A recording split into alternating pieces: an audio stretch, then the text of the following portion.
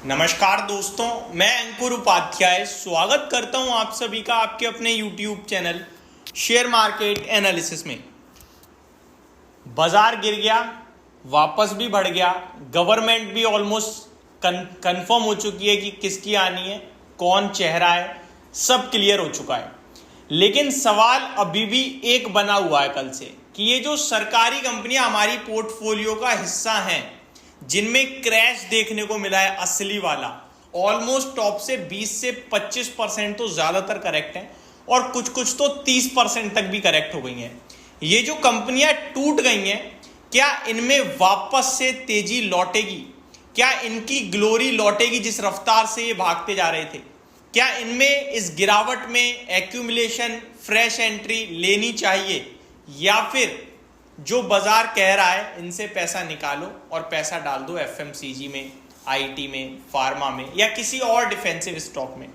जितनी भी brokerage houses हैं, मैंने आपके साथ कवर करी लगभग 8 ब्रोकरेज हाउसेस की एग्जिट पोल फाइनल रिजल्ट्स के बाद भारतीय बाजार को लेकर अपडेट आई है। 8 के 8 ब्रोकरेज हाउसेस की रिपोर्ट मैंने आपके साथ डिस्कस करी। उन 8 के 8 ब्रोकरेज हाउसेस में से किसी ने भी सरकारी बैंक, रेलवे, डिफेंस, शिपिंग को अपनी पोर्टफोलियो के लिए नहीं डिस्कस किया। किसी ने नहीं कहा इनमें पैसा लगाओ। बैंकों का नाम भी आया तो साथ में निजी आ गया, यानी प्राइवेट बैंकों में पैसा लगा लो, पर सरकारी में अब किसी ने भी अपना सिलेक्शन, सरकारी को किसी ने भी नहीं चुना है। ऐसे में मैंने यहां पे आप सभी के साथ सरकारी स्टॉक्स की 7 अलग अलग कैटेगरी बनाई है और उन कैटेगरी में अलग अलग स्टॉक हैं। एग्जाम्पल के रूप में पहली कैटेगरी है जो सरकारी नहीं है, एक प्राइवेट ग्रुप है और वो है अदानी ग्रुप।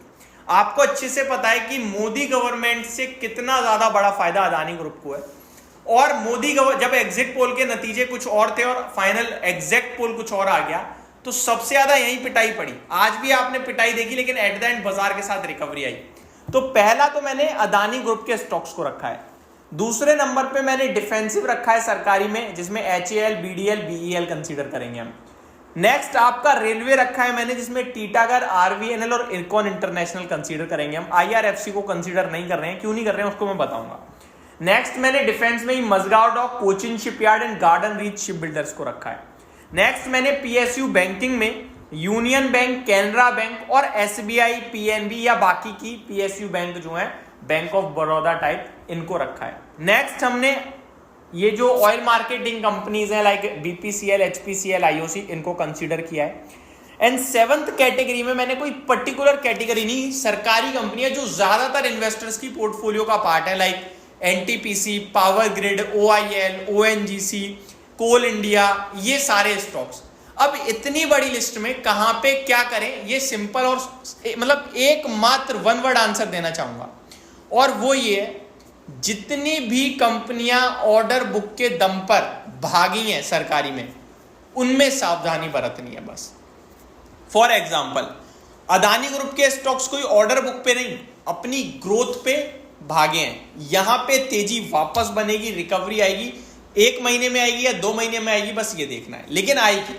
ये वापस चलेंगे क्योंकि इन्हें सिर्फ सरकार से मतलब है, और चेहरा आज भी मोदी जी का है, सरकार आज भी बीजेपी ही आ रही है। तो ये वापस चल जाएंगे, इन पे कॉन्ट्रैक्ट आ जाएंगे, ये प्रोजेक्ट जीत जाएंगे। कोई ऐसा नहीं है इन्हें सरकार ऑर्डर दे दिया, ये तो अपनी चीजें बना रही हैं, ये तो जगह ले लेते हैं सरकार से, बात खत्म, तो इनका काम चलेगा। लेकिन HAL, BEL और BDL की बात करूं तो ये ऑर्डर्स से चल रही थी, इनकी ऑर्डर बुक स्ट्रांग थी, जिसकी वजह से स्टॉक भाग रहे थे। हर दिन ऑर्डर आ रहा था, और ऑर्डर आ रहा था भारत सरकार से, कोई प्राइवेट फर्म इन्हें ऑर्डर नहीं दे रही थी, कोई दूसरे देश की गवर्नमेंट अभी इन्हें ज्यादा ऑर्डर नहीं। अगर दूसरे देश की गवर्नमेंट इन्हें ऑर्डर दे भी रही थी तो वो गवर्नमेंट टू गवर्नमेंट फिर कंपनी पे ऑर्डर आता है, यानी कि दूसरे देश की गवर्नमेंट भारत सरकार को ऑर्डर देगी, फिर भारत सरकार इन्हें ऑर्डर दे रही थी।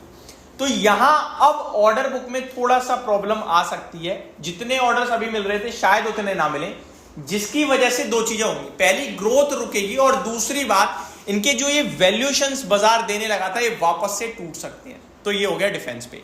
सेम चीज कॉपी पेस्ट कर दो टीटागढ़, RVNL और इरकॉन इंटरनेशनल पे। रेलवे पे जो फोकस था, रेलवे पे जो ऑर्डर्स मिल रहे थे, यहां भी एग्जैक्टली वही होगा। मे भी हो सकता है उतना फोकस अभी ना रहे, बट वंदे भारत पे स्टिल फोकस रहेगा, जिसके चलते ये स्टॉक्स अभी भी फोकस में रहेंगे, बट उतनी ऑर्डर बुक अब इनको भी नहीं मिलेगी। तो ये भी स्टॉक आपको सेम रडार पे रखने हैं, थोड़ा सा कंजर्वेटिव होके। नेक्स्ट है आपका पीएसयू बैंकिंग। ये ऑर्डर बुक पे नहीं चल रहे हैं, ये अपनी ग्रोथ पे चल रहे हैं, लेकिन इनके वैल्यूएशंस उल्टे सीधे हो चुके हैं।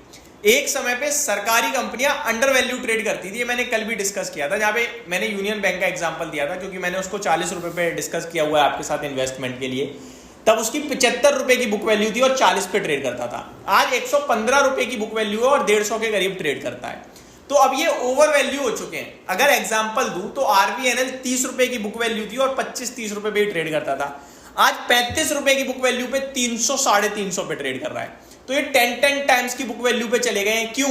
केवल वैल्यूएशन और ऑर्डर बुक। तो पीएसयू बैंक्स अभी भी स्टिल ठीक है, बट वैल्यूएशन जो भागे हैं वो वापस टूट सकते हैं। इस बीच में मेरे को पीएसयू में शुरू से एक ही बैंक अच्छी लगती है, वो एसबीआई है। ये अपनी ग्रोथ पे चलती है, इसके वैल्यूएशंस भी जस्टिफाइड है, 10 के पीई पे आज भी। तो यहां स्टिल बहुत स्कोप है, 4 डिजिट में पहुंचेगा ये स्टॉक आगे पीछे होकर। कोई दिक्कत वाली बात नहीं है, भारत की तिजोरी है, ये आराम से एक्यूमुलेशन का मौका दे रही है। आप कन्विक्शन के साथ इसे ले सकते हैं। आगे अगर ओएमसी कंपनीज की बात करें तो रिसेंटली इनके वैल्यूएशंस थोड़े से टर्न अराउंड हुए हैं, लेकिन मेरा मानना है कि ये तीनों ही कंपनियां अच्छी हैं। डिप आती है तो आप यहां भी फोकस कर सकते हैं, कोई ऑर्डर पे नहीं चले हैं। इनके वैल्यूएशन थोड़े ऊपर आए हैं, वो वापस से जैसे जस्टिफाइड होंगे आप ले सकते हो। नेक्स्ट ओआईएल, ओएनजीसी, एनटीपीसी, कोल इंडिया, पावर ग्रिड। वैल्यूएशन का खेल है पूरा पूरा। 2-3 के पीई पे ट्रेड करते थे, आज 10 के पीई पे ट्रेड कर रहे हैं। ग्रोथ तब भी थी, ग्रोथ अब भी है। 10 के पीई पे सेम गवर्नमेंट रहने से मेरे को लग रहा है बने रहेंगे, ज्यादा कोई करेक्शन नहीं आएगी। बहुत दमदार कंपनियां हैं। इनमें अगर स्पेशली नाम लूं तो पावर ग्रिड, एनटीपीसी, कोल इंडिया, ये अभी भी स्टिल काफी स्ट्रॉन्ग है। वहीं ऑयल इंडिया की बात करूं तो भागा ज्यादा है, लेकिन अभी भी 10 के पीई पे ही है, तो मेरे को लगता है ठीक है। अब इससे तेजी उतनी ज्यादा नहीं, मतलब उतनी रफ्तार से अब शायद ना भागे, लेकिन स्टिल अभी भी दम है इस कंपनी में। तो ये मेरी तरफ से आपके लिए क्रिस्टल क्लियर एक पूरी अपडेटेड वीडियो थी पीएसयू स्टॉक्स पे। होप आपको सारी चीजें समझ में आई होंगी। Thank you so much for watching this video. Have a great day guys.